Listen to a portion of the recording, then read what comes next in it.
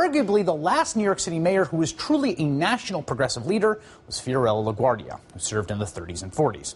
This is a city that is saturated with progressives, but even so, for generations now, it has not been a city that's produced the kind of out-front progressive leader you'd think it would, given the numbers.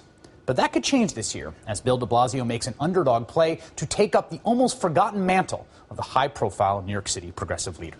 Joining me now is Bill de Blasio, Democratic candidate for New York City mayor, currently the public advocate for the city of New York. People are saying that the stop-and-frisk decision is part of what propelled you into the lead in the latest poll, which I think genuinely surprised a lot of observers. Do you think that's right?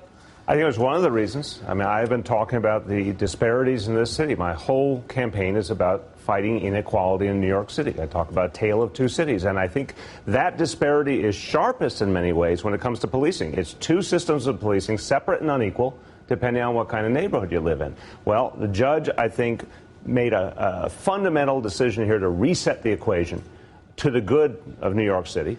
I want, for example, to tax wealthy New Yorkers so we can fix our schools. I don't know what would bring us forward more than having full-day pre-K for every child and after-school programs for kids who need it. I want to end the stop-and-frisk era that has fundamentally made it impossible for communities and police to have the relationship they need to be able to be safe going forward. In fact, times have changed. People in the city want these inequalities addressed. They feel urgency. 46% of New Yorkers at or near the poverty level. That's a fact that came out from a city government study just 2 months ago.